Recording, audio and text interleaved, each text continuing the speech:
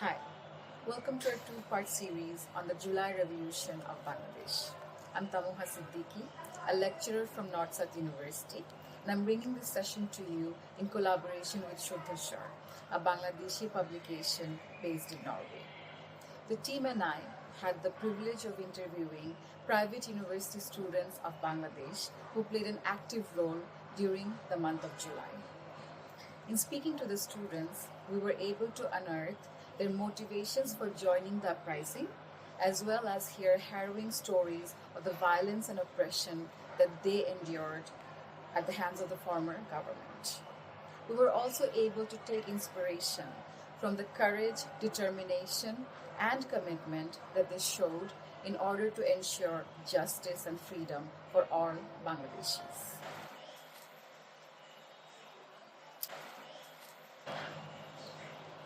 In the second part of the series, we highlight how, despite dire and fatal circumstances, the students united together in order to find community and courage. We also highlight how their infectious bravery led to a mass uprising that overthrew the former government. Now, as the students heal and process all that has happened, they also share their vision of a better, more hopeful Bangladesh.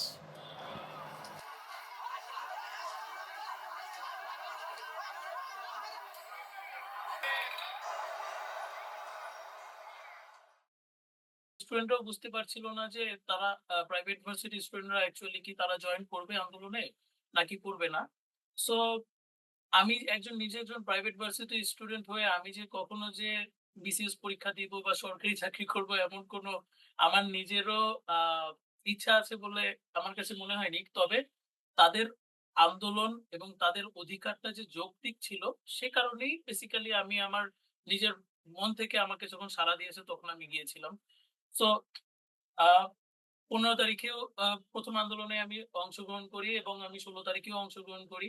আ পরবর্তীতে আ ১৭ তারিখে ঢাকায় তেমন কোনো আন্দোলন হয়নি। বিশেষ করে ১৭ তারিখে তো ঢাকা ভার্সিটি এবং পাবলিক জাহাঙ্গীরনগর ভার্সিটিতে পুলিশের সাথে অনেক ব্যাপক সংঘর্ষ হয় ছাত্রদের। এরপর যখন সবাই হল থেকে বাসায় ফিরে যাচ্ছিল, অনেকেই ভেবে নিয়েছিল যে আন্দোলনটা শেষ।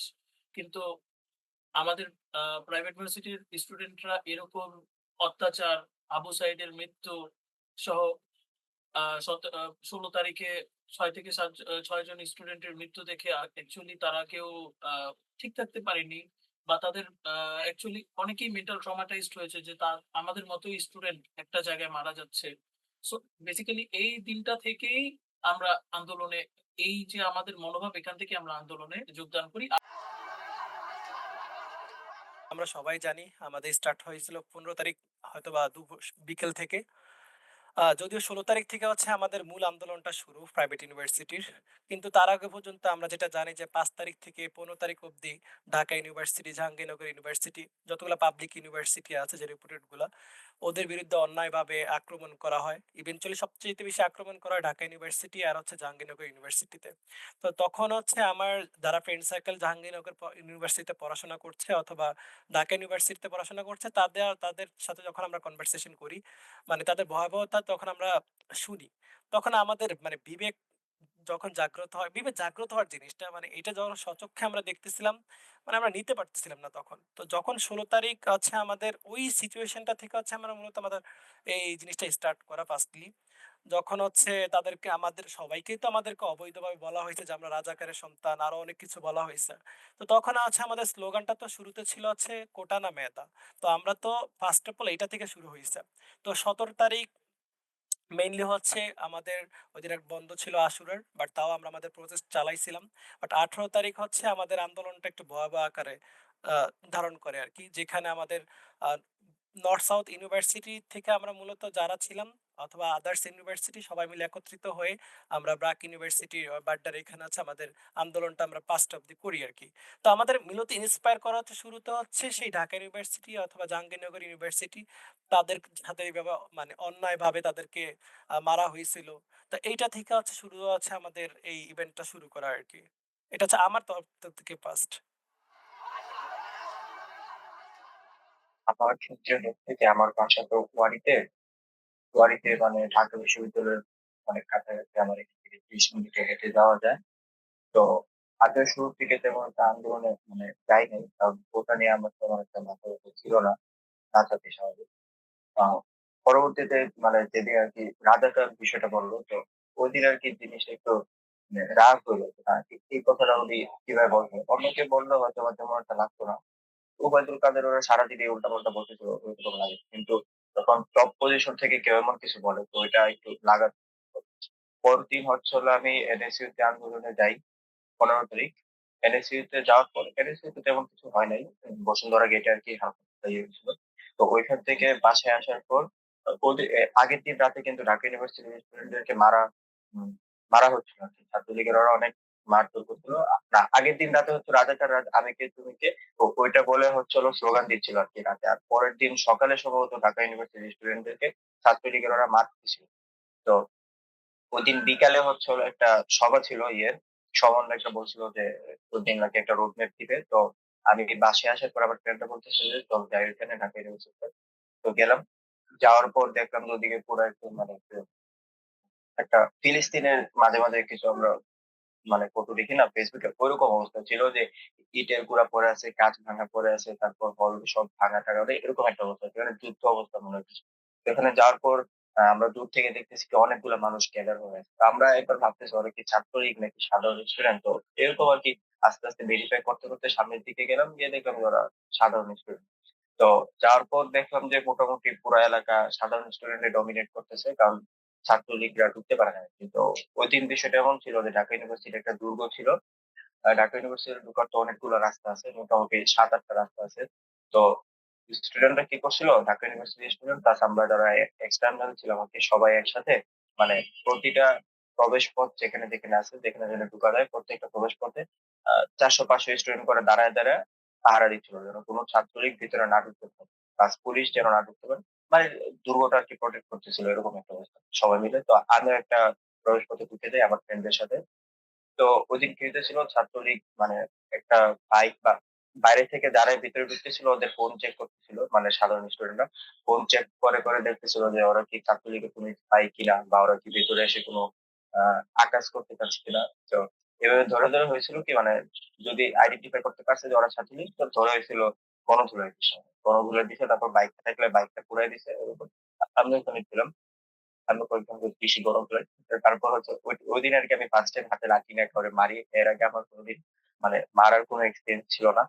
মারার কারণ হচ্ছে কারণ এমনি অনেক মনে অনেক ক্ষোভ ছিল। ওরা এরকম উল্টাপাল্টা করতেছিল। তো ঐদিন হচ্ছিল সব ঠিকঠাক ভাবে হইছে যে আমরা বাড়তেছিলাম। তারপর লাস্টের দিক দিয়ে পুলিশ ঢুকতে চাইছিল কিন্তু পুলিশ ঢুকতে পারে না। আসলে আমরা ঐদিন খুব ইউনাইটেড ছিলাম। মানে এত অর্গানাইজড আর আন্দোলন অন্য কোনদিন ছিল না। তো ঐদিন খুব অর্গানাইজড ছিল আন্দোলন। আমরা আগে থেকে সব ঠিকঠাক ছিল। তো পরে যখন আন্দোলন শেষ হয়ে গেল, ঢাকা ইউনিভার্সিটির স্টুডেন্টরা তো সবাই হলে ঢুকে গেছে। এখন আমরা যারা এক্সটার্নাল আছি, আমরা পড়ে গেছি বিপদে আরকি। মানে আমরা যেমন হল মানে দুর্গটা বানায় আরকি আটকে প্রটেক্ট করতেছিলাম। তো ছাত্রলীগেরা কি করছে? ওরও বাইরে দিয়ে প্রটেক্ট করতেছিল আমরা যেন এখান থেকে না বের হই। আর প্রত্যেকটা প্রবেশ পথে আরকি ওরা ৫০-৬০ জন। ওরা তো আর আমাদের মতো এত হিউজ অ্যামাউন্ট এর না, ওরা কম। কিন্তু ওদের কাছে তো আবার ধারালো অস্ত্র আছে। আমাদের কাছে ওগুলো নাই।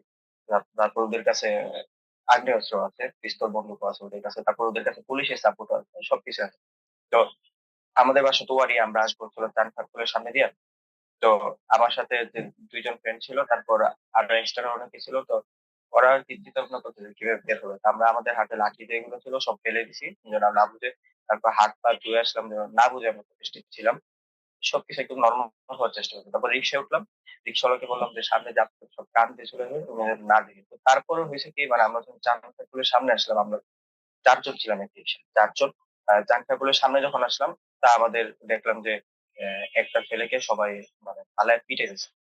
তো তখনই বুঝে গেলাম যে ওরা তো ছাত্রলীগ, ওরা তো সাধারণ স্টুডেন্টের ধরছে ধইরা মানে ষড়যন্ত্র করতে পারছে পিটানোর। তো আমি সাথে বললাম রিক্সাটা একটু ঘুরান কর। যখন ঘুরাইতে বলছি ঠাস করে এসে আমাদের ছাত্রলীগ ধীরে বলছে যে রিক্সা থামাও, চেক করো। তো কারণ আমার মনের মধ্যে শুধু একটা কথাই ছিল যে আমরা তো ওদেরকে গণধুলা দিতেছিলাম। কিন্তু আমরা তো মানুষ, ওরা তো মানুষ না। আমরা তো গণধুলা দিয়ে ছেড়ে দিচ্ছি, ওদেরকে মারি নাই। তো ওরা তো মানুষ, ওরা তো গণধুলায় একদম শেষ করে ফেলবে। তো এই আরকি অবস্থা। পরবর্তীতে রিক্সাতে ৪ জন বসে কিভাবে উপরে ২ জন ছিল, নিচে ২ জন ছিল। আমাদের মধ্যে সবার ফোনে এরকম মানে আন্দোলনের ছবি প্লাস আন্দোলনের যা এলিমেন্ট আছে সবকিছু ছিল। যে ধরলেই বুঝা যাবে যে আন্দোলন হচ্ছে করছি আমরা। একজনের ফোন মাত্র ছিল যার ফোনে আন্দোলনের কোনো ফুটেজ বা কোনো কিছু ছিল না। কারণ ওর ক্যামেরা ভালো নাই এজন্য আরকি ছবি তুলে নাই। তো তারপর হইছে কি ছাত্রলীগের সংখ্যা কম আগেই বলছিলাম ওরা মাত্র ৫০-৬০ জন করে দাঁড়াইছিল। তো ওরা কি করছে ওরা একসাথে ৪ টা রিক্সা আনতেছে এবং ৪ টা রিক্সা তো ওইভাবে ভালোভাবে চেক দেওয়া সম্ভব না।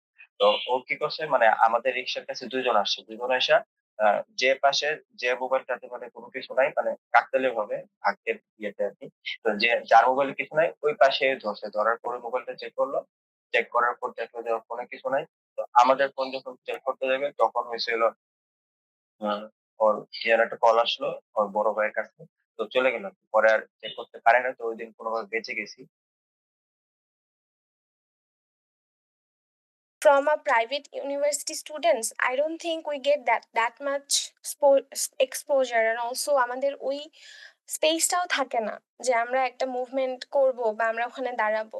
কিন্তু ওই সময়টাতে আমি দেখলাম যে আসলে যারা এই আন্দোলনের সঙ্গে সম্পৃক্ত হয় তারা কিভাবে যেন যুক্ত হয়ে যায়। এই যে ফারাবি বা হচ্ছে ফরিদ, যারাই আজকে যুক্ত হয়েছেন, আমি এদেরকে মুভমেন্টের মাধ্যমে এদেরকে চিনেছি। ভার্সিটিতে পরিচিত ছিল, কিন্তু মুভমেন্টের মধ্যে দিয়ে তারা হচ্ছে একদম ঘরের মানুষে পরিণত হয়েছে। মানে মনে হচ্ছে যে খুবই কাছের মানুষ, এবং যে সলিডারিটি আমাদের মধ্যে এসেছে সেইটা আসলে অন্য কোনো ভাবে আসা সম্ভব ছিল কিনা, এই কিনশিপ যেটা তৈরি হয়েছে। আই ডোন্ট নো যে এরকম ভাবে আর অন্য কোনো বন্ডিং ক্রিয়েট করা সম্ভব কিনা পুরো মুভমেন্টের মধ্য দিয়ে। ম্যাম ১৮ তারিখে যখন ম্যাম ব্র্যাকে হামলা হচ্ছিল, তখন আমি লাইক আমি খুব দেখে যে কি হবে। তো আমার মাথায় একটা জিনিস কাজ করছিল যে আমরা যেহেতু বাংলাদেশের মানুষ, মানে বাংলাদেশের যে গভর্নমেন্টই মানুষকে মানে অ্যাটাক করতেছে। তো এইসব সিচুয়েশনে আমাদের ফরেন যে কান্ট্রি এরা আমাদেরকে হেল্প করতে পারে। তো তখনই আমি সাথে এই মেইল বিবিসি, রয়টার্স, সিএনএন কে মেইল করি। ওদেরকে পিকচার সহ ব্র্যাকের হামলাটা পুরোটাই মেইল করে পাঠিয়ে দেই। ইভেন আমি আমার কাজিন যারা ইউনিভার্সিটি অফ মেরিল্যান্ড, আমি ২ জন কাজিন পড়ে। ইউনিভার্সিটি অফ বেডফোর্ডশায়ার ইউকে তে আমার ২ জন কাজিন আছে। ওদেরকে আমি সাথে কল দিয়ে ওদেরকে জানাই যে তোমরা প্লিজ প্রোটেস্ট করো। তো ওদেরকে জানাও যত ইনফরমেশন যাবে তত আমরা তাড়াতাড়ি মানে শেষ হবে এই ওয়ারটা, যেভাবে শুরু হচ্ছে অ্যাটাকিং। ইভেন আমার যত রিলেটিভস আছে মানে আউট অফ বাংলাদেশ, আমি সবাইকে কল দিয়ে সেদিন, কারণ ১৮ তারিখ সন্ধ্যার সময় ইন্টারনেট ব্ল্যাক আউট হয়ে যায়। আমি সকালেই ইনফর্ম করা শুরু করে দেই।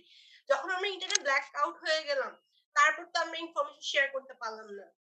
তারপর ১৯ তারিখে যে ঘটনাটা ঘটে ম্যাম, ১৯শে জুলাই, সেটা মানে খুবই ভয়ঙ্কর অবস্থা। মানে বাসার সামনেই গুলাগুলি, যে ঘর থেকে বের হয়ে যে আন্দোলনে যাবো ওই সুযোগটা আমার হয়নি। টার দিকে তো মোটামুটি সব পুলিশরাই পলাইছে। তো মোটামুটি ৪-৫ জন পুলিশ সেখানে আটকে গেছিল। কারণ ১,০০০ পুলিশের মধ্যে কিছু না কিছু তো আটকে থাকতেই পারে। তো সেখানে কনভয় গাড়ি সবাইকে নেওয়া পসিবল হয় নাই। এর মধ্যে আবার ৩টা থেকে হচ্ছে আবার ফায়ারিং করা শুরু করছে সেনাবাহিনীরা ওই যাত্রাবাড়ি থানার উপর। তো যখন সেখানে যখন ফায়ারিং করতেছিল কিছু গুলি আমাদের ভিতরে আসতেছিল। তা আমরা বাধ্য হয়ে সবাই হচ্ছে যে খোলা ওয়াশরুমটা ছিল, ওই খোলা ওয়াশরুমের মধ্যে সবাই লুকাইছিলাম। এই একটা খোলা ওয়াশরুম যেখানে মানুষ একজন বসে সেখানে আমরা তখন ২২ জন ছিলাম। কারণ যাতে আমাদের গুলি আমাদের গায়ে না লাগে। তো ভয়াবহতাটা আরো বেশি শুরু হয় যখন হচ্ছে ৪:৩০ পরে হচ্ছে আগুন দিয়ে দেয় সবাই যাত্রাবাড়ি থানার উপরে। তা আমরা তো তখন ভিতরে আটক। তারপরে হচ্ছে তারা যখন পালাইছিল তখন হচ্ছে অস্ত্রাগার সবগুলোতে তালা মাইরা, কাস্টডিতে তালা মাইরা, মেইন গেটে তালা মাইরা, দেন হচ্ছে আরেকটা হচ্ছে জায়গা ওভারঅল সার্কেলে তালা মারা, সেখানে তালা মেরে তারা পালাইছে। তো আমরা তো ভিতরে আটকে গেছি। এখন আমাদেরকে কে খুলবে সেখানে? তো আগুন এখানে আবার হচ্ছে যারা আন্দোলনকারী ছিল সাধারণ জনগণ সবাই আগুন দিয়ে মানে ওই থানার উপর আগুনটা দিয়ে দেয়। তো আমরা তখন চিৎকার করতেছিলাম, "আগুনটা দিয়েন না, আমরা ভিতরে আটক।" কিন্তু কেউ আমাদের কথা শুনে নাই। সবাই বলতেছিল আমরা নাকি ছাত্রলীগের অথবা অমুক পুলিশ এইটা মনে করে। আমরা অনেক করে তাদেরকে বলতেছিলাম, "প্লিজ আগুন দিয়েন না।" বাট তারা আগুন দিছে তাও। মানে সবচাইতে খারাপটা লাগছে এতদিন ধরে আন্দোলনে ছিলাম। শুরু থেকে শেষ অব্দি। শেষ পর্যন্ত আমাদের কথা কেউই বিশ্বাস করে নাই। তো সেইখান থেকে মানে বাঁচার একটা করুণ মানে কাহিনী সেটা হচ্ছে এই কাস্টডি থেকে তালা ভাঙ্গা। সেখানে যদি কোনো কিচ্ছু ছিল না আমাদের কাছে। জাস্ট আল্লাহর হয়তোবা একটা কৃপা ছিল যে খোলা ওয়াশরুমের মধ্যে একটা কার্ড ছিল দেয়ালের সাথে অ্যাডজাস্ট করা। সেই কার্ডটা হচ্ছে আমরা সেখান থেকে বাইর করি। আর এখান দিয়ে আমি আবার নেট খুলে হচ্ছে পুরোটা নেট খুলি যেহেতু ওই জেলটার ভিতরে হচ্ছে পুরা নেট দেওয়া ছিল। তো পরবর্তীতে অনেক ফাঁক করে অনেক কাস্টডির তালা ভাঙা ট্রাই করি। বাট এটা পসিবলই হয় না। ০.৫ ঘন্টা থেকে ১ ঘন্টা ট্রাই করি। পরক্ষণে হচ্ছে আগুনটা হচ্ছে মোটামুটি ১ তালা কমপ্লিট বা ২ তালার দিকে আসবে। তখন হচ্ছে কালো ধোঁয়া যখন আসতেছিল অনেকে আশা ছেড়ে দিচ্ছিল। আয়াতুল কুরসি পড়তেছিল। সবাই আমি বলতেছিলাম তোমরা এখনো বাঁচার ইচ্ছা আছে আমাদের সবারই এখন আমরা ট্রাই করি। তো সেইখানে হচ্ছে কপাল ভালো সেখানে একটা পুলিশ আসছিল আইসা বলতেছিল যে, "আমি তো যেহেতু ভিতরে আমরা আটকে গেছি যদি তোমরা আমাদেরকে বাঁচাও তাহলে আমরাও তোমাদেরকে বাঁচাবো।"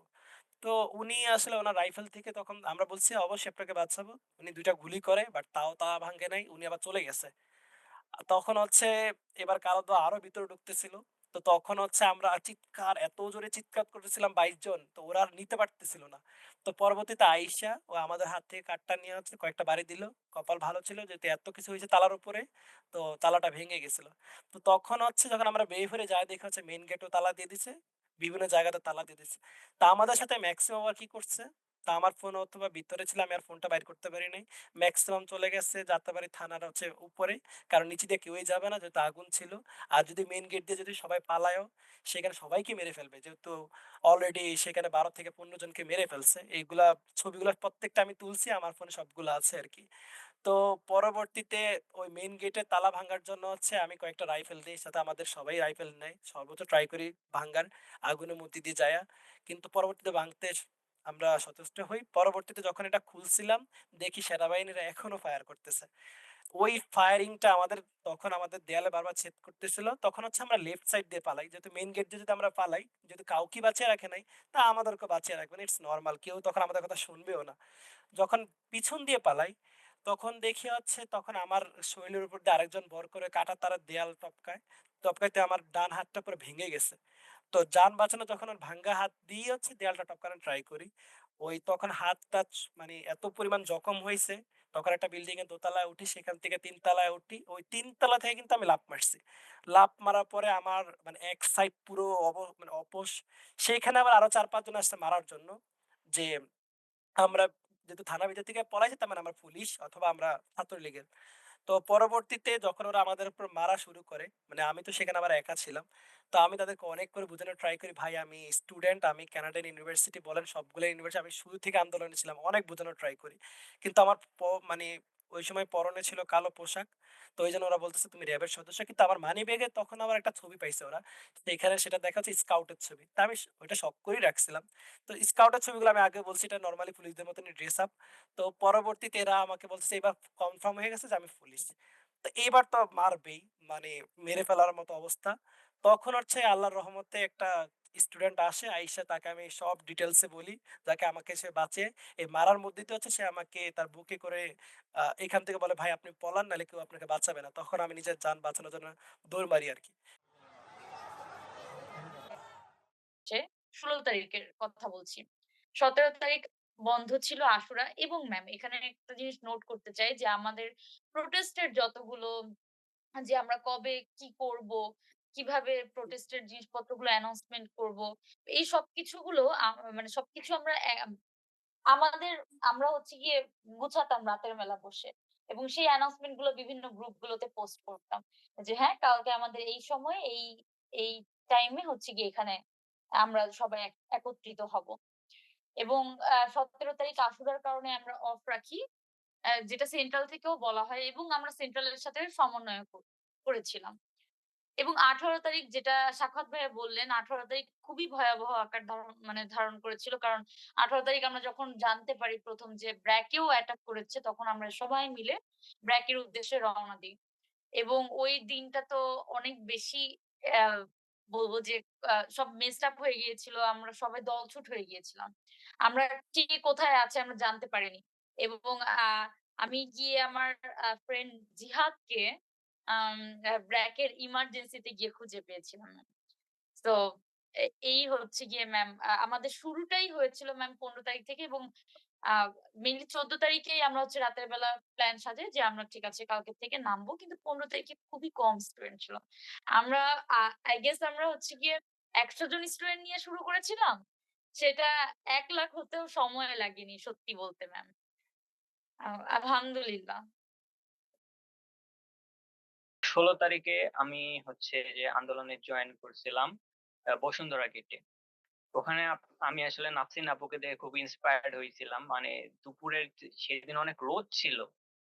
রোদের মধ্যে সবাই টায়ার্ড হয়ে গিয়েছিল। অনেকে চলেও যাচ্ছিল। এমনকি বিকাল হয়ে গেছিল। তখন দুপুরের দিক থেকে অনেকে চলে যাচ্ছিল। কিন্তু নাফসিন আপু তখনও মানে উনার ফেইসে একটা টায়ার্ডনেস ছিল। খুবই বাজে লেভেলের টায়ার্ডনেস ছিল। কিন্তু উনি হচ্ছে তাও কিছু মনে করেন নাই এগুলা। উনি কন্টিনিউয়াসলি স্লোগান দিচ্ছিলেন। আর সবাইকে এমন মানে ইন্সপায়ার করছিলেন। তো এটা দেখে আ খুব ইন্সপায়ার হয়েছিলাম আমি যে হ্যাঁ, আন্দোলনে সবার আসলে থাকা উচিত বা এমন কন্ট্রিবিউশন রাখা উচিত। এই আন্দোলনে আমরা কেন আন্দোলনে নেমেছি এটার মূল মাস্টারমাইন্ডটা কে? তো এরকম যদি বলতে হয় আসলে এখানে আসলে এটা হচ্ছে একটা গণ অভ্যুত্থান। আপরাইজিং এটাতে আসলে কোনো একক মাস্টারমাইন্ড নেই। এখানে আমাদের যারা সমন্বয়ক ছিলেন, নো ডিসরেসপেক্ট টু দেম।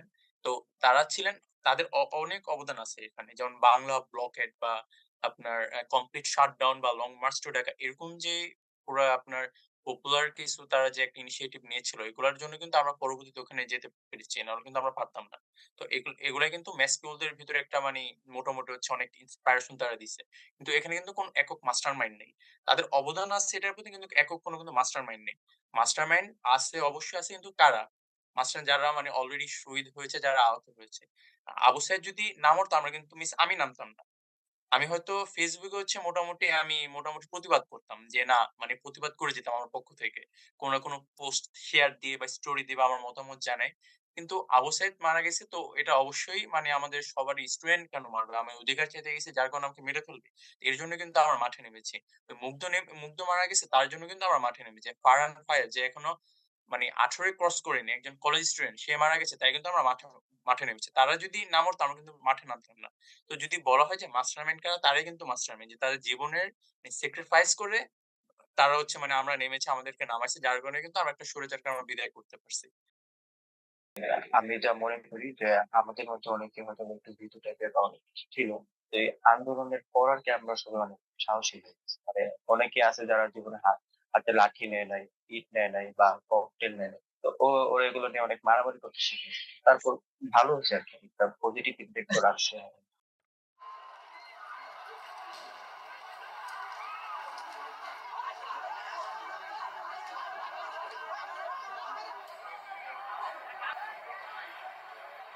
আমার একেবারে চোখে দেখা এক্সপেরিয়েন্স এবং নিজের পার্সোনাল এক্সপেরিয়েন্স ম্যাম। আমরা যারা পুলিশ ৪-৫ জনকে আহত হতে দেখেছি, আমি দেখেছি স্টুডেন্টরা ব্র্যাক ইউনিভার্সিটির মেডিকেল সেন্টারে নিয়ে যাচ্ছে পুলিশকে ধরে। ইস্ট ওয়েস্টে নিয়ে যাচ্ছে পুলিশকে ধরে মেডিকেল সেন্টারে। যদিও অনেক স্টুডেন্ট চাচ্ছিল না তাদেরকে চিকিৎসা দিতে, তাও স্টু অন এক পক্ষ ঠিকই নিয়ে যাচ্ছে তাদেরকে চিকিৎসা দিতে। পরে যখন আমরা যখন অন্যান্যরা যখন বলেছে বা টিচার তখন এই টিচাররা এসেও রিকোয়েস্ট করার পর স্টুডেন্টরা থেমে গিয়ে বলেছে, "আচ্ছা ঠিক আছে চিকিৎসা নিন।" অন্তত এক পক্ষ মানে হয়তো তারা স্বৈরাচারের বাহিনী, তারা খারাপ হতে পারে। আমরা তাই বলে কেন খারাপ হবো? তাহলে আমাদের মধ্যে পার্থক্যটা কোথায়? সেটাই শেয়ার করি ম্যাম। যখন ম্যাম ১৮ এবং ১৯ তারিখে আন্দোলনটা পিক টাইমে যখন চলে যায়, দেন ম্যাম আমি আরকি ফার্স্ট টাইম দেখেছি ম্যাম আমাদের রিক্শাওয়ালা, আ বিভিন্ন দোকানের কর্মচারী এবং আমি কয়েকজন দোকানওয়ালা মানে দোকানদারকে দেখেছি ফ্রি আ ড্রিংক দিয়ে দিচ্ছে স্টুডেন্টদেরকে যখন আন্দোলন চলছিল। এবং আমি সেলুট জানাই আমাদের যে রামপুরা বনশ্রীর জনগণ এবং বাড্ডার জনগণকে। এখানে অ্যাকচুয়ালি কোন ক্লাস ছিল না। স ধ ধরতে গেলে সব মানুষ নেমে পড়েছে। সব মানুষ নেমে পড়ে যারা যেসব স্টুডেন্ট আহত তাদেরকে চিকিৎসা দিচ্ছে। আ আমি একজন দাড়িওয়ালা মুরব্বিকে দেখেছিলাম, তিনি একটা ভ্যান নিজে চালিয়ে এনেছে এবং দেখে বুঝায়নি উনি ভ্যানওয়ালা। উনি নিজে চালিয়ে এনে ভ্যানে অনেকগুলো প্রায় ১০-১২টা কেস আছে পানির। সেই আ আমাদের স্টুডেন্টদেরকে দিচ্ছে। অ্যান্ড আমাদের বনশ্রীর জনগণ, আমি ব্রাকের পাশে বাড্ডার জনগণকেও দেখেছি বিভিন্ন অলিগলিতে স্টুডেন্টদেরকে খাবার দিচ্ছে, পানি দিচ্ছে, ফল দিচ্ছে, পাউরুটি দিচ্ছে। মানে আমার আরকি দেখার মতো আমি যা, যা দেখেছি। অ্যান্ড হ্যাঁ, তবে আ আন্দোলনের ফার্স্ট স্টেজ থেকে আমাদের সাথে একেবারে ছিল আমাদের আ আমরা যাদেরকে নিম্ন শ্রেণীর মানুষ হিসেবে চিনি, শ্রমিক, মুচি, ফলওয়ালা যারা আমড়া বিক্রি করে, আ কাঁচা আম বিক্রি করে, আ শরবত বিক্রি করে, ফ্রি আমাদেরকে দিয়েছে। বলেছে, "মামা নিয়ে নেন। এই সংক্রান্ত আপনার ফেসবুকে ভিডিও দেখবেন হয়তো। মামা আপনাদের স্টুডেন্টদের জন্য ফ্রি। নিয়ে নেন।" এভাবে সবাইকে এক প্রকার বিলিয়ে দিচ্ছিল। রিক্শাওয়ালারা তো ম্যাম আপনি যেটা বললেন অ্যাম্বুলেন্সের মতোই তারা কাজ করেছে। রিক্শাওয়ালারা শুধু এটা না, রিক্শাওয়ালারা অনেক সময় ঢাল হিসেবেও কাজ করেছে। "মামা আপনি এই সাইড দিয়ে যান।" এরকমও করেছে রিক্শাওয়ালারা। আমি আমার পার্সোনাল এক্সপেরিয়েন্স থেকে বলছি। আর যদি আরেকটু সামনে আগাই, আ ৪ তারিখের যদি কথা বলি, আমি স্কুলের সামনে ছিলাম ৪ তারিখ। একেবারে সারাদিনই ছিলাম। আমাদের বনশ্রী থেকে একটা বিরাট মিছিল রামপুরা ব্রিজে গিয়েছিল। তো আমি স্কুলের সামনে আ রামপুরা ব্রিজের যে রোডটা, মেইন রোড, সেখানে আমি আ আম এত মানুষের মধ্যে আমি ২ জন মুরুব্বির সাথে দেখা হয়। মানে আমি চিনি না অ্যাকচুয়ালি তাদেরকে। তারা রিক্সা থেকে আমার নেমে আমাকে বলে যে, আ "বাবা, মানে তুমি টাকাটা হাতে রাখো।" তো আমি হাতে নিয়ে দেখি ৳২,০০০ দিয়েছে। ৳১,০০০ র ২ টা নোট। বলে যে, "বাবা তুমি প্লিজ, তোমার প্রতি রিকোয়েস্ট, তুমি এই তোমার আশপাশে যারা আছে তাদেরকে পানি বিতরণ করো আর শুকনা খাবার বিস্কুট-টিস্কুট দাও।" ম্যাম এরকম আরো ২-৩ জন করেছে। আর এটা অ্যাকচুয়ালি করেছে কেন সেটারও যদি রিজনটা বলি, আমি এবং আমার ৪-৫ জন আ আমার ২ জন ফ্রেন্ড ছিল আমার সাথে। তাছাড়া ২ জন পরিচিত এলাকার বড় ভাই ছিল। তারা আরকি বেসিক্যালি, আমার এক বড় ভাই নিজে সেদিন অফিসেই যায়নি জাস্ট বিকজ আন্দোলনে যোগদান করবে। উনার টার্গেট ছিল, উনি আমার ওই ভাইয়া, উনি আরকি টার্গেটই ছিল ওইদিন সবাইকে যতটুকু পারে মানুষকে খাওয়াবে, পানি দিবে। তো আমরা মোটামুটি ১০০ থেকে ২০০ জনের মতো মানুষকে, আ স্টুডেন্ট এবং তাদের গার্ডিয়ান, বিশেষ করে ৪ তারিখ, ৩ থেকে ৪ তারিখ তো গার্ডিয়ানরা নেমে পড়েছিল স্টুডেন্টদের সাথে।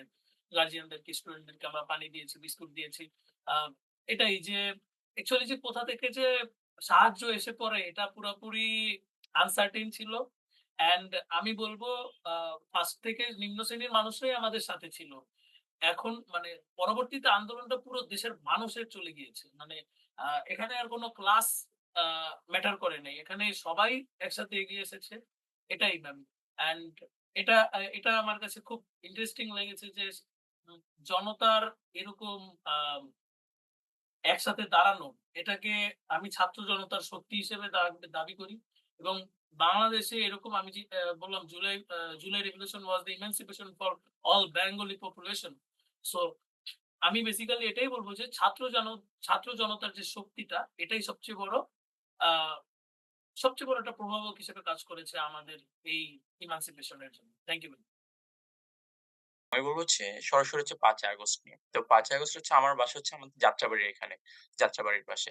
তো এখানে হওয়ার কারণ হচ্ছে যে আমার অবস্থান ওই যাত্রাবাড়িতে ছিল। আর Jatrabari was called the Leningrad of this July uprising.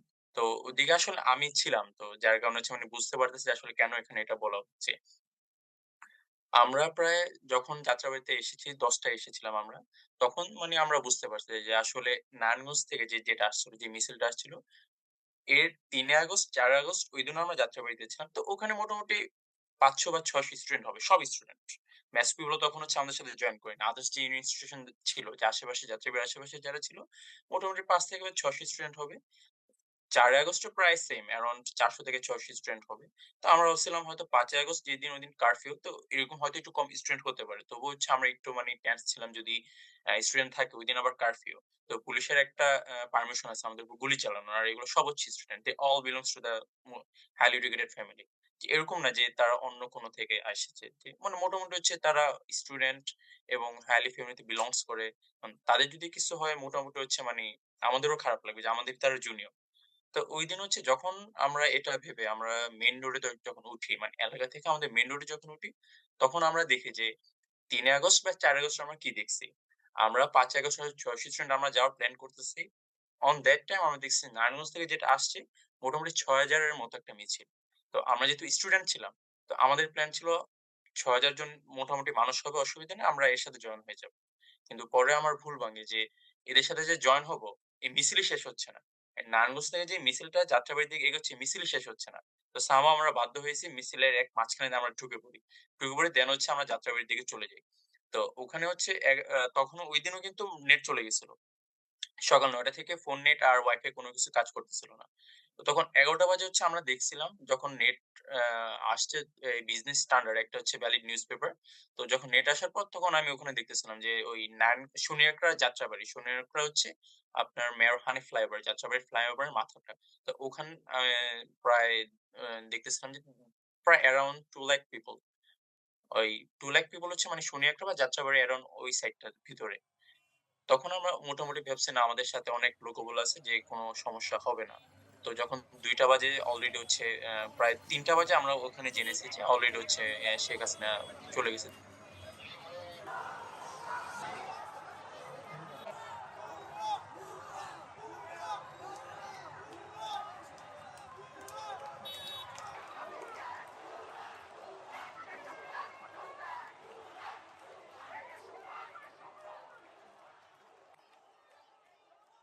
যে আমরা যেন সবসময় কথা বলি। মানে কথা বলার যে স্বাধীনতাটা আছে ওটা যেন আর কোনো সময় না হারায়। প্লাস আপনারা যারা আছেন মানে সমাজের যোগ্য টিচার, ডাক্তার, তো যারা আছে বড় ব্যবসায়ী সবাই যেন প্রশ্ন করে।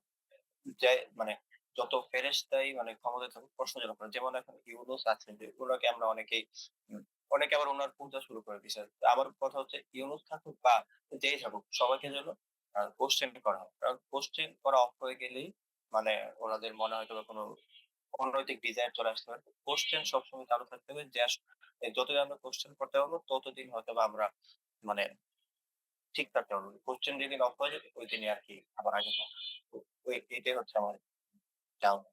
freedom of expression টা right now the government needs to set a threshold যে কোথা বা কোন extent পর্যন্ত you can use the freedom to express yourself কোন extent পর্যন্ত এই জিনিসটা বর্তমানে খুবই জরুরি এবং এটা হচ্ছে and this comes under the social contract obviously because the social contract between the government and the people are that the government is providing something and the people are providing something as well so এখন যদি the government is unable to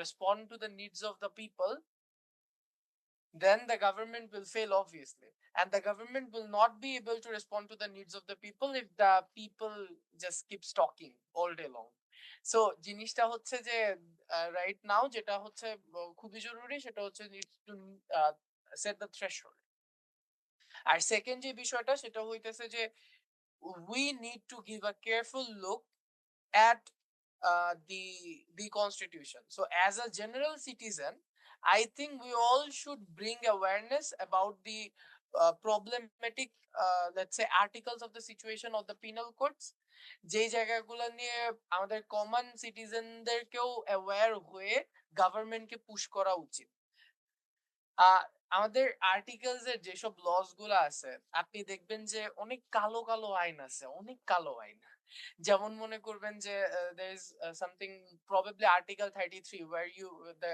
the constitution restricts you for floor crossing তো হচ্ছে আপনি আপনার prime মিনিস্টারের এগেইনস্টে কোনো no কনফিডেন্সের vote করতে পারবেন না তাহলে আপনার পার্টি থেকে নমিনেশন বাতিল করে দেওয়া হবে বা আপনাকে পার্মানেন্টলি বের করে দেওয়া হবে তারপর হচ্ছে জাস্টিস নির্বাচনের সময় আপনাকে 2 বছর প্রিলিমিনারি পর্যায়ে রাখা হবে এবং জাস্টিস নির্বাচন করবে হচ্ছে গভর্নমেন্ট সো আপনি রুলিং রেজিম করতেছেন এই ধরনের অনেকগুলো ইস্যুস আছে তারপরে হচ্ছে the definition of rape in the constitution এই ধরনের অনেকগুলো ইস্যুস আছে যে ইস্যুস গুলা হচ্ছে কারণে প্রচুর পরিমাণে লুপ হোলস রাখা হয়েছে না আমার বিশ্বাস এই লুপ হোলস গুলা খুবই উইলিংলি রাখা হয়েছে যাতে করে এই লুপ হোলস গুলাকে ইউটিলাইজ করা যায় সো এই ইউটিলাইজেশনটাকে নষ্ট করার জন্য I think the most important thing right now is to talk about whether we should bring about a constituent assembly or we should just reform the constitution as a whole এই ২ টা জিনিস আমার মনে হয় যে হচ্ছে যে বর্তমান যে সিটিজেনস আছে তাদের কাছেও এটাই হচ্ছে আমার নিজের কাছেও এটা আমার আবেদন যে এই ২ টা জিনিস নিয়ে পড়াশোনা করে গভর্নমেন্টকে পুশ করা। বিকজ নাও দ্য গভর্নমেন্ট এটা একটা বিপ্লবী সরকার, it's the government of the people. So if it is the Right. government of the people, we should be willing to be the people the government needs. Already হচ্ছে যে আপনি যেটা বলছিলেন যে আমাদের এখন কোথায় আরো এমফেসিস করা দরকার। তো অলরেডি হচ্ছে ইন্টারিম গভর্নমেন্ট কিন্তু যে কয়দিন আগে হচ্ছে যে স্মৃতি ফাউন্ডেশন নামে একটা তৈরি করছে, তারা ফাউন্ডেশন তৈরি করছে যেখানে হচ্ছে যারা আহত বা নিহত হয়েছে জুলাইতে বা ৫ আগস্টের আগে তারা হচ্ছে মোটামুটি একটা বেনিফিট পাবে। তো এটা হচ্ছে একটা শর্ট টাইম বেনিফিট, যারা টাকা পাচ্ছে, কিন্তু এটাতে কিন্তু লং টার্ম কোনো বেনিফিশিয়াল তারা হচ্ছে না। তো মানে এটা আমাদের মানে পার্সোনালি চাওয়া যে ওটা তার যেন একটা লং টার্ম একটা বেনিফিট যেন তারা পায়। এটা তো জাস্ট কিছু হবে না বা টাকা পেলো তো এটা তো মানে টাকা তো সবসময় থাকবে না বা ফুরিয়ে যাবে বা এই টাকা দিয়ে কি বা করবে। তো যেহেতু তো উনারা একটা ইনিশিয়েটিভ নিয়েছে, আমি মনে করি হয়তো উনারা পরবর্তীতে এটা আরো এলাবোরেট করবে, এটার সাথে আরো কিছু এড করবে। যেন লং টাইম যেন যারা আহত বা নিহত হয়েছে তারা হচ্ছে মোটামুটি একটু বেনিফিশিয়াল হয়। তো এটা হচ্ছে ৫ আগস্টের আগে। ৫ আগস্টের পরে কিন্তু আরো অনেকে হচ্ছে আপনার আ এরকম হচ্ছে ভ্যান্ডালাইজ বা আরো যারা কিছু আছে যে নিহত হইছে, আহত হইছে। তো মানে আমরা চাই যেন কারো প্রতি ইনজাস্টিস না হোক। হোক সে যেকোনো দলেরই হোক। যে প্রপার ইনভেস্টিগেশন করে যে তাদের যেন পরিপূর্ণভাবে তাদের ক্ষতিপূরণ দেওয়া হয়। যে দলেরই হোক তারা যেন কোনো ইনজাস্টিস না হয় তাদের প্রতি। ফারহান ভাই এবং আদনান ভাই ২ জনের প্রতি আমি রেসপেক্ট রেখে বলতে চাই। তারা যে দাবি করেছে আমি তাদের সাথে পুরোপুরি একমত। বাক স্বাধীনতা অবশ্যই আমাদের জন্য ইম্পোর্টেন্ট। সেটা আ মানে ফ্রিডম অফ স্পিচ অবশ্যই আমাদের জন্য ইম্পোর্টেন্ট কজ সেটা আমাদের আ যেকোনো কিছুর জন্য এটা একটা বিউটিফিকেশন অফ আওয়ার ডেমোক্রেসি। আমাদের গণতন্ত্রের সৌন্দর্য হচ্ছে বাক স্বাধীনতা এবং ভিন্ন মত থাকা। সো অবশ্যই কথা বলার স্বাধীনতা থাকতে হবে এবং আ দেশের প্রতিটা সেক্টরে আমি চাই আ সবাই আমার মতোই চাবে। জবাবদিহিতা নিশ্চিত করতে হবে। বিশেষ করে আমি আইনশৃঙ্খলা বাহিনী, বিশেষ করে পুলিশের রিফর্ম এবং তাদের যে আ নতুন করে পুনর্গঠন, এটার আমি সবচেয়ে বড় আমি দাবি করছি। আমাদের আইনশৃঙ্খলা বাহিনী যারা পুলিশ, র‍্যাব, বিজিবি যারা আছে আর্মি ছাড়া, তাদেরকে অবশ্যই দলকানা রাজনীতি এবং দলের মদতপুষ্ট চিন্তা থেকে বেরিয়ে আসতে হবে এবং তাদেরকে অবশ্যই কোনো ফ্যাসিজমকে আ সাপোর্ট দেওয়া যাবে না। আ পৃথিবীর অনেক দেশেই রাজনৈতিক দলগুলো পরবর্তী পয়েন্ট হচ্ছে পৃথিবীর অনেক দেশে আপনি দেখবেন রাজনৈতিক দলগুলো বিভিন্ন চ্যারিটি কাজ করে বেশি, সোশ্যাল ওয়ার্ক করে বেশি। আমার মনে হয় সোশ্যাল ওয়ার্ক এবং চ্যারিটি কাজগুলো আমাদের দেশে খুব বেশি হওয়া উচিত এবং যেহেতু বাংলাদেশে কিছু রাজনৈতিক দলের ব্যাপক জনপ্রিয়তা আছে, আমি চাই সকল রাজনৈতিক দলই যেন চ্যারিটি এবং বিভিন্ন সামাজিক উন্নয়নমূলক আ কাজে এগিয়ে আসে এবং জনগণের সাথে একটা আ জন ব্যাপক গণজাগরণ সৃষ্টির মাধ্যমে এটা একটা জনসচেতনতা সৃষ্টি হয়। আ অ্যান্ড আরো একটা দাবি থাকবে আমাদের দেশের সকল সেক্টরে যেন জবাবদিহিতার পাশাপাশি স্বচ্ছতা চলে আসে। যেমন আদনান ভাই বলেছে যেন আমি যেন হয়রানির শিকার না হই। কোথাও আমি যেন হয়রানির শিকার না হই। আ পাসপোর্ট অফিসে গেলাম, লাইসেন্স নিতে গেলাম, গাড়ির লাইসেন্স। এখন ম্যাম আমাদের দেশের দেখা যায় যে অনেকের অনেক রকম পরিচিত থাকে। ধরেন আমার বা আপনার আ চাচা, মামা, ফুফু থাকতে পারে কোনো একটা সেক্টরে। আপনি তার মাধ্যমে আপনি সুবিধা নিচ্ছেন। এটা আমি মনে করি it is high time to remove this এবং আমাদেরকে এখান থেকে বেরিয়ে আসতে হবে। অ্যান্ড একটা সফল জাতি গঠনের জন্য অবশ্যই সবাইকে স্বচ্ছতা আনতে হবে। এবং আ আমি পার্সোনালি দাবি করব যেন মানে এটা আমার ব্যক্তিগত মতামত, আপনারা আমার সাথে একমত কিনা জানি না। আমি বৈষম্য বিরোধী আন্দোলন যারা করেছে এই ছাত্র এবং জনতা, আমি আমার সকল জনতার প্রতি আমার সম্মান এবং ভালোবাসা থেকে আমি একটা দাবি জানাতে চাই। দয়া করে এই আন্দোলন যারা নেতৃত্ব দিয়েছেন সমন্বয়ক বা যারাই থাকুন, কোন রাজনৈতিক দল আপনারা গঠন করবেন না। যার কারণে মানে এখনই করবেন না। ভবিষ্যতে আপনারা বড় পর্যায়ে গেলে করতে পারেন।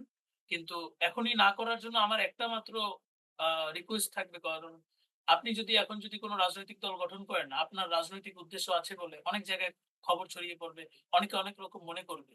আ সো এই ব্যাপার থেকে আমি আমার দাবি জানাচ্ছি যে একটা নিরপেক্ষ ছাত্র জনতার সংগঠন বা ছাত্র জনতার একটা শক্তি থাকুক সবসময় বাংলাদেশে, যেন যেকোনো সরকারই আসুক, যেকোনো দলই আসুক, তারা কখনো এই 15 বছরের রেজিমের দলের মতো কখনো আচরণ করার না চেষ্টা করে, এবং এই নিরপেক্ষ ছাত্র জনতার শক্তি যেন একটা প্রভাবক হিসেবে কাজ করে এই দেশের সকল কিছুতে একটা স্বচ্ছতা ফিরিয়ে আনতে, সেটা পুলিশ বলুন, সরকারি কর্মকর্তা বলুন, সচিব বলুন, যেকোনো কিছুতে আমি এটাই মনে করি। অ্যান্ড আ অবশ্যই আমি বাংলাদেশের অনেক কিছুরই রিফরমেশন দাবি করছি। আ কারণ বাংলাদেশে এখন যদি রিফরমেশন না হয়, আমাদের আইন শৃঙ্খলা বাহিনী থেকে শুরু করে, সচিবালয় থেকে শুরু করে, কারণ ম্যাম অনেক জায়গাতেই আপনি দেখছেন স্টিল নাও করাপশন হয়। দুর্নীতিতে আমরা অনেক বাজে দিকে এগিয়ে যাচ্ছি।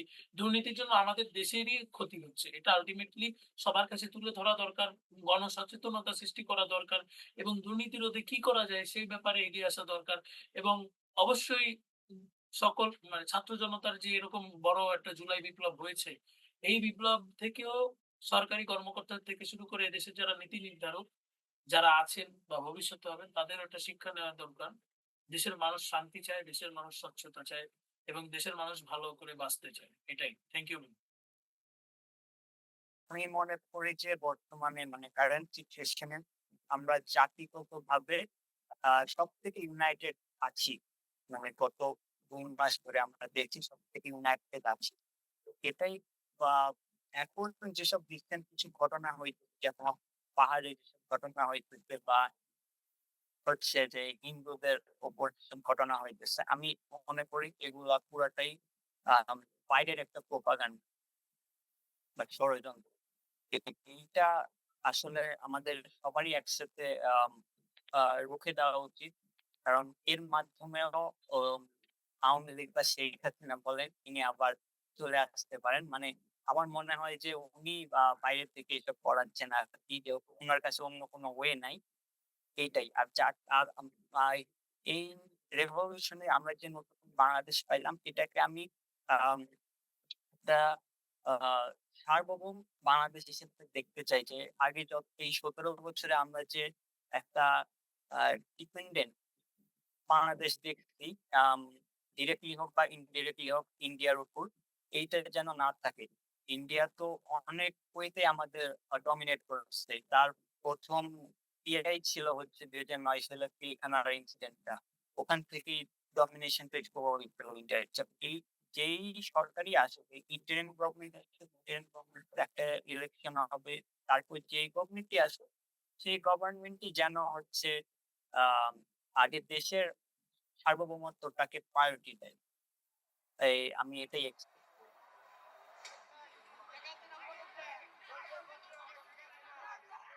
যদি একজন মানে সাধারণ নাগরিক হিসেবে আমি চিন্তা করি যে আমাদের মানে চাওয়া এত কিছু নাই।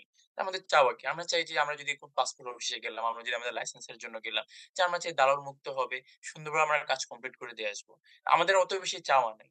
আমরা চাই যে আমাদের চালের দাম হচ্ছে আমরা ১০০ কেন হবে? আমাদের চালের দাম ৳৮০, চালের দাম ৳৪০ করে দেন। এটাই তো আমাদের চাওয়া। আমরা চাই যে আমাদের গরুর মাংসের দাম তো ১,০০০ করবেন। আপনি গরুর মাংসের দাম কমায় যেহেতু মানে বাংলাদেশ একটা মুসলিম কান্ট্রি, অবশ্যই এখানে তো গরু তো অবশ্যই এভেইলেবল আছে। তো তবুও আপনারা কেন মার্কেটের ভিতরে হচ্ছে একটা নিজের একটা সিন্ডিকেট করে আপনারা মানে আর্টিফিশিয়াল একটা ইয়ে করে দেন। যে না এখানে এই একটা করে ক্রাইসিস করে আপনারা হচ্ছে দাম বাড়ায় দেন। তো আমরা চাচ্ছি যে না মানে যেটা রাইট ওটাই হবে। যা যেটা থাকবে ওটাই হবে। যে মুদ্রাস্ফীতির দাম কমে আসবে। যারা হচ্ছে জেনারেল পিপল যারা আছে, যারা হচ্ছে আপনার লোয়ার কমিউনিটি দিনে আনে দিনে খায়। তারা যেন ইন অনেকে আছে যে ওরা ২ মাসও হচ্ছে মাংস খেতে পারে না।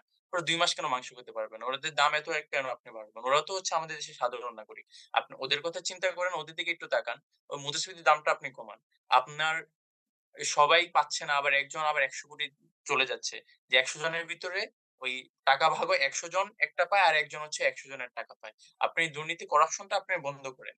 যে আমাদের এই গভর্নমেন্ট বা এই গভর্নমেন্ট পর যারা আসবে তাদের কাছে আমাদের পাওয়া যে আপনাদের যে লিগালি আপনাদের যে কাজ মানে একজন মানুষ হিসাবে আপনাদের যা লিগালি কাজ ওই কাজটাই করেন। আমাদের ওই বাড়তি কোনো কাজ দরকার নেই। যে আমরা আমাদের অধিকারের বেশি কিছু চাচ্ছি না। যে আমাদের যা অধিকার, ওই অধিকারটা আমাদের সুন্দরভাবে বুঝায় দেন। এটা হচ্ছে আমাদের চাওয়া। বাড়তি কোনো কিছু আমরা চাচ্ছি না। যে আপনাদের যা কাজ ওই কাজটা আপনি করেন। আপনার দিক থেকে আপনারা সৎ থাকেন। আর বাড়তি কোনো কাজ বা চাওয়া পাওয়া আপনাদের মানে আমরা থেকে ওই গভর্নমেন্ট বা এই গভর্নমেন্টের পরে যে দলই ক্ষমতায় আসুক তাদের কোনো কাছে চাওয়া নাই। যা অধিকার হচ্ছে আমাদেরকে বুঝিয়ে দিবেন। এটাই হচ্ছে আমাদের চাওয়া। কয়েকটা বিষয়। একটা হচ্ছে যে যে ধরনের রিফর্মেশন দরকার বা রিফর্মেশন নিয়ে আসলে আমাদের যে আকাঙ্ক্ষা বা ভিশন সেই জায়গাগুলো আসলে পরিষ্কার না। যেমন আমাদের for example let's say the word peace যেটা হচ্ছে আমার জন্য পিস সেটা সবার জন্য পিস কিনা বা যেটা সবার জন্য পিস আমি ওটা কম্প্রোমাইজ করে আমি নিজের জন্য সেই জায়গাটা আসলে নিজে ওটা আসলে করতে পারবো কিনা যে ওটা আমি যেহেতু ওটাতে ম্যাক্সিমামের একটা সুবিধা হচ্ছে তো সেক্ষেত্রে হচ্ছে ওটা আমি আমার জন্য চাই কিনা। তো দ্য রিফরমেশন এর কনসেপ্টটাই এরকম যে কতটুকু হলিস্টিক্যালি আমরা আসলে সবার জন্য ওটা চিন্তা করতে পারছি। And that's why general assembly is very important. যেখানে হচ্ছে যে হ্যাঁ অলসো জেনারেল অ্যাসেম্বলির মধ্যে পিপলকে কনসিয়াস হতে হবে। পিপল যারা আমাদের দেশে বাংলাদেশে মানুষ হচ্ছে ক্যারিজম্যাটিক লিডারশিপ এর মধ্যেই ঘোরাফেরা করে। মানে এর বাইরে তারা লিডারশিপ বলতে কিছু বোঝে না। কিন্তু কোয়ালিফিকেশন থেকে শুরু করে একজন নেতা যে তাদের জন্য চিন্তা করতে পারবে এই প্রতিনিধিত্বের জায়গা শুধুই ওই যে একটা লেজুর ভিত্তিক যে রাজনীতির যে মনস্তত্ত্ব ওর বাইরে বের হয়ে এসে একটা আসল লিডারকে চুজ করা যে যোগ্যতা সম্পন্ন তাকে চুজ করার জন্য দেশের মানুষ কতটুকু প্রস্তুত। তো জনগণকে প্রস্তুত করা এটা কি সরকারের দায়িত্ব হবে? তো আর যেহেতু হচ্ছে সরকারকে জনগণ নির্বাচন করবে। তো এই যে বিষয়টা নিয়ে আমি খুবই চিন্তিত। কারণ আমার কাছে মনে হয় যে যদি আমাদের রেজিম চেঞ্জ হয়েছে, স্ট্রাকচার তো চেঞ্জ হয়নি। তো ওইটা যদি চেঞ্জ করতে হয়, ওই স্বৈরাচারকে যদি আসলেই সরাতে হয়, তাহলে আমার কাছে মনে হয় এই যে সাবমিসিভ বা মিক একটা ক্রিটিক্যাল মানে নন ক্রিটিক্যাল যে পিপল আমাদের দেশে এই মানুষগুলোর মধ্যে খুব ভালো করে পলিটিক্যাল কনসিয়াসনেস থাকতে হবে। তো political without having any political consciousness তারা নিজেদের রাইট সম্পর্কে কতটুকু ওয়্যার থাকবে, তারা নিজেদেরকে কতটুকু প্রোটেক্ট করতে পারবে ওইটা একটা কোয়েশ্চেন। কারণ মাস আপরাইজিং এ সবসময় লিডার থাকে অ্যান্ড ওই লিডার গুলো জেনুইনলি ভালো থাকে ওই টাইমে হচ্ছে তারা করাপ্টেড থাকে না। অ্যান্ড দেন এগেইন যখন স্মুথনেস এর কথা বলি তখন হচ্ছে করাপশনের বিষয়টা সামনে আসে বা লং টার্মে আসে।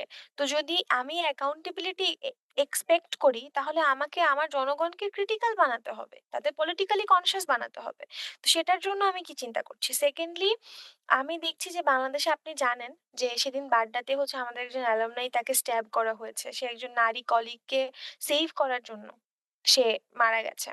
তো বাংলাদেশে এখন আমি স্লিভলেস পরে বের হতে আমি নিজেও ভয় পাই। আমার মাঝে মাঝে মনে হয় যখন তখন মব জাস্টিস হবে বা ইনসাল্ট করবে, কেউ একজন ফিল্ম করবে। তো এই যে বিষয়টা যে যেকোনো কিছু, যেকোনো ইস্যু দিন শেষে নারীদের উপরে এসেই হচ্ছে এক ধরনের ব্যাকল্যাশ ক্রিয়েট করে। নারী বা এই মানে বিশেষ করে তাদেরকে ১ম এই মার্জিনালাইজ করা হয়। যেকোনো সিচুয়েশন এ আপনি দেখবেন যে জেন্ডারের যে ধরনের ব্যাকল্যাশ আসুক ১ম এই আসে মেয়েদের উপরে সমাজে, সোসাইটিতে। এবং আম এই যে স্টেরিওটিপিক্যাল চিন্তাগুলো আজকে আমাদের এটা চিন্তা করার সময় বাংলাদেশের ফিলোসফিটা কি? বাংলাদেশ আসলে কাদের দেশ? বাংলাদেশ কি একটা ধর্মীয় দেশ হিসেবে আমি দেখতে চাই? যেখানে মেজরিটি যে ধর্মেরই হোক না কেন, এখানে সেন্স অফ টলারেন্স কতটুকু আছে? হিউম্যানিটির চর্চা কতটুকু হচ্ছে? তো আমার এটা সমস্যা না যে রাষ্ট্রধর্ম কি বা মেজরিটি কোন ধর্মাবলম্বী অথবা এখানে পুরুষ বা নারীর রেশিও কেমন সেইটা ইম্পর্টেন্ট না। এখানে হচ্ছে আইডিয়ালাইজ করা উচিত sense of tolerance K. I believe যে ওইটাই যেকোনো ধর্মের মূল কথা। যে আমার মধ্যে কতটুকু সেন্স অফ টলারেন্স আছে। আমি বিশ্বাস করি যে বাংলাদেশে এই যে প্রত্যেকটা সরকার ধর্মকে ব্যবহার করে, সেনসিটাইজ করে ওই জায়গাটা থেকে বের হয়ে এসে সেন্স অফ টলারেন্স এর একটা প্র্যাকটিস দেশের জনগণের মধ্যে তৈরি হওয়া উচিত with having critical point of view about any political leader that's all. Thank you.